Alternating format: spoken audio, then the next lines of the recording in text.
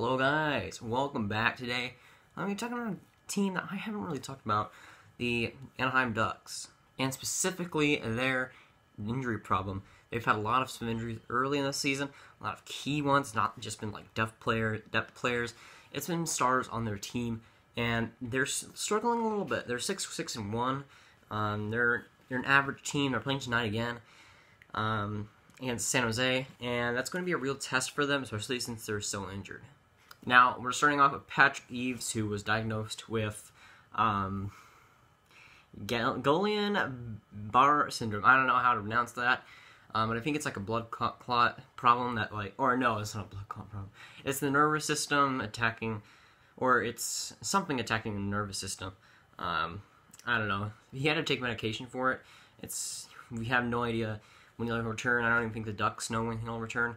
It's very up in the air, and he might not even return for the season. Who knows? It's a pretty serious thing. He's back at his house, but I don't know. Who knows when he comes back? It's really a weird situation there. Now, Cam Fowler, probably their best defenseman, arguably, is out for 4 to 8 weeks with a knee injury. Just diagnosed earlier this season. He only got to play a few games, I'm pretty sure.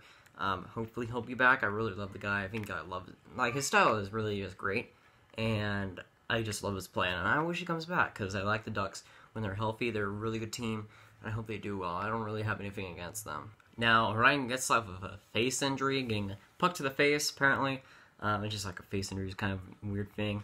It's apparently not, or is expected to return in mid-November, which is pretty good for the Ducks. That's pretty soon. It's soonish in a couple of weeks. That's good for the Ducks. Their captain will be coming back. Hopefully he does come back successfully. I don't really have anything too hard on the guy, even though it can be a bit gritty at times, but he's coming back in November. That's good for the Ducks and good for that team, definitely. Now, Ryan Kesler injured with a hip all the way back from June from the playoffs, and he had a hip injury. I think it was like to remove some bone or something in the body. It was a weird injury, a weird surgery. But he's not expected to come back until like the end of December or something like that. Basically 2018. So, you know, that's a pretty big injury for the Ducks, being out that long. They got 2 centers that are bad, or not bad, that are out for a long time, and that's pretty big for them. They haven't been able to get out of this groove of just winning one and then losing one for a while now, and that's because of injuries, and that's really bad for a team like them. And it reminds me a lot of the start season last season, where they just couldn't get anything going because they had so many injuries. And there's lots of teams that just sink or swim by the injuries, and that's almost every team, really. But let's look at these lines now. They have all these injured players. They got a first line of Andre Cassie, Rickard Raquel, and Corey Perry. It's still not a bad line. Of course, when you got guys that'll come back like Eaves, they could possibly fit into that first spot, but who knows. On the second line, you got Cogliano, Grant, and Silverberg. Grant, of course, second line center isn't really ideal, and Cogliano I don't think is quite a second line center. He's a really good third liner, but I don't know if he's quite a good second liner. He has been putting up points, but on a good team, he's a really, really good third liner. On the third line, you got Ritchie on the third line, Vermette as a center, and then Wagner as a right winger. 2 guys on there who probably shouldn't be third liners, but Ritchie definitely is a good third liner. He probably should be playing first line over Kosh or whatever.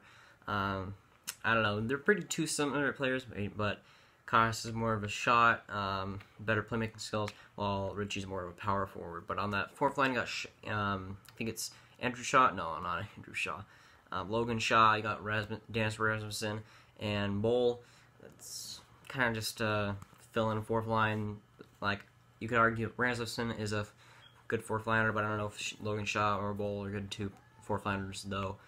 It's a pretty weak fourth line, but who knows? Maybe they're going to win goals, but it's a really, really weak fourth line, and they definitely could be better. They don't really have too much depth there, even though it's not terrible.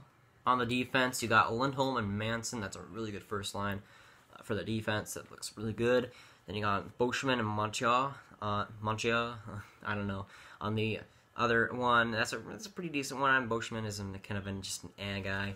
And then you got Vantanen and Bieksa, which is a really good one.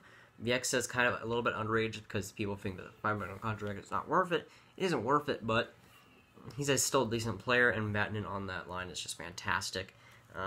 Once, like Cam Fowler, he'll probably replace either Boschman or Miller or Bieksa, and who knows what happens. They got tremendous defensive depth. And of course, nobody on the goalie side has been injured. They still got Gibson and Miller. But it's a really injured team at this point, and I think they can improve a lot when their guys get back on the ice. And they still got a pretty decent team with these injuries. And their defense is still fantastic with Cam Fowler out, which is definitely a strength for them. They got just fantastic defensive depth, and offensively they still got some good pieces there. And when they come back, they're going to be even more lethal. But that's going to be it for today, guys. Guys, enjoy. Make sure you like. Guys, really enjoy it. Subscribe, and I'll see you guys later. Goodbye.